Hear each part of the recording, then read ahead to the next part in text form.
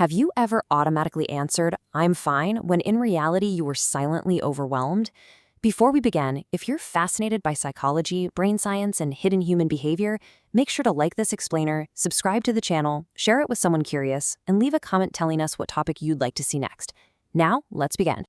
You know the feeling, right? From the outside, it probably looks like you're holding it all together. You smile, you show up, you get things done, but inside, you might be completely exhausted, maybe feeling a little numb, or just quietly dealing with this overwhelming weight that you don't even have the words for yet. Look, pretending to be fine is a profoundly human behavior, but as we'll uncover in our sources today, it's also an incredibly costly one. Let's look at Section 1, the illusion of being fine, and what happens when survival looks like resilience. Here's the thing. Pretending to be okay isn't actually lying. In psychology, it's often a deeply ingrained coping strategy for survival. Especially for people who grew up having to be the strong one, you quickly learn that your vulnerability, it just makes other people uncomfortable. Being low maintenance is what keeps you safe. So your nervous system adapts. Instead of asking, "How do I feel?" your brain asks, "What do I need to do to get through today?" You basically learn to just function instead of actually feeling. Now, the danger isn't in putting on a brave face once in a while. We all do that.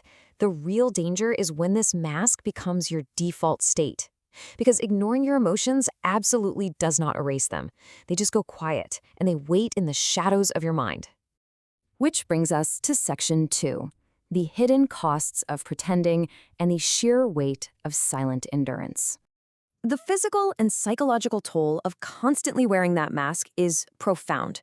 Over time, all that emotional suppression shows up as sudden emotional crashes when you're finally alone, or maybe sharp irritability over tiny, insignificant things. You might feel a deep sense of disconnection from loved ones, or even a complete numbness to your own feelings. And you might try to minimize your pain by telling yourself, "Well, others have it worse." But minimizing your pain doesn't magically make your burden lighter. Honestly, it only isolates you further. There is a massive difference between truly processing things and simply defending yourself. True resilience involves expressing sadness, actually letting yourself rest, and actively asking for support. Protective masking, on the other hand, relies on intellectualizing your sadness and just pushing through alone. This mask is often learned from past dismissals, where your brain essentially decided that showing your true feelings just wasn't safe. From the outside, it looks a lot like strength, but inside, it feels like carrying an invisible weight that no one else can see. Let's move on to Section 3, Tactics of Psychological Control, or the Predators in the Shadows. We're pivoting now from internal vulnerabilities to external threats. Because here's the unsettling truth. Manipulators specifically look for people carrying that exact invisible weight we just talked about. One of the most insidious tactics they use is gaslighting. As our source defines it, this is essentially a slow stripping of your confidence. It's when someone repeatedly makes you question your own memory, perception, or even your judgment. The ultimate goal here is to force the victim to completely lose confidence in themselves, so they become entirely dependent on the manipulator.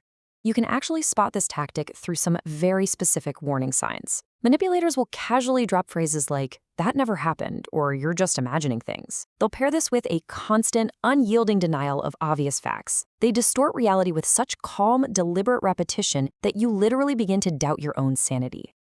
Another incredibly powerful tactic is love bombing. This happens when someone completely overwhelms you with excessive attention, compliments, and affection. The entire purpose is to quickly build trust and emotional dependence at totally unnatural speeds. And once your dependence is locked in, that intense affection is abruptly weaponized into a tool for control. Now, this need for control can also manifest in two related but distinct ways. Guilt tripping relies on emotional pressure for unreasonable requests, often using phrases like, "Well, if he really cared about me." Emotional blackmail, however, takes it a severe step further. It uses fear, obligation, and outright threats to control you, like threatening to withdraw love or end the relationship entirely if their demands aren't met.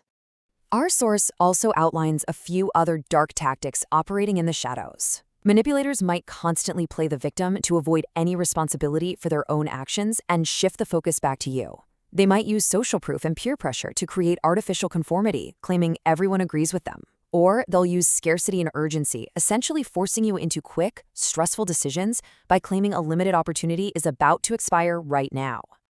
That brings us to Section 4, why dark tactics work and how they exploit human nature. So why does psychological manipulation actually succeed? Primarily because it's incredibly subtle. It actively targets our natural human vulnerabilities and that exact emotional exhaustion we explored at the very beginning of this explainer. These tactics prey on our innate desire to belong, our inherent trust in authority, our fear of missing out, and our natural tendency to make poor emotional decisions when our nervous system is under intense stress. Which leads us to our final section, Section 5, Reclaiming Psychological Safety. This is all about dropping the mask and building the shield. Recognizing these internal shadows and external threats is your very first step to defending your mind. Building your psychological shield actually starts with a simple pause before making important decisions. Don't let fear force you into a rushed choice. Always verify facts instead of relying entirely on your emotions. Finally, set healthy personal boundaries and really learn the power of saying no without feeling guilty about it. It's absolutely crucial to rely on your critical thinking and to lean on the outside perspective of trusted friends to protect yourself.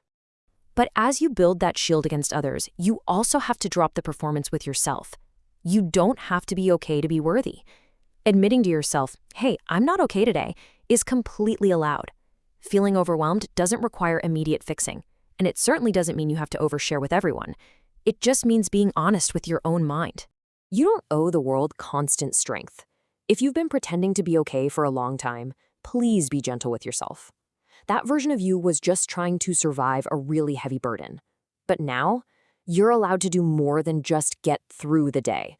You don't need a good reason to feel the way you do, and you definitely don't have to be perfectly fine to be entirely lovable. Awareness is truly your best defense against both external manipulation and internal exhaustion. So, what psychological shadow will you confront next?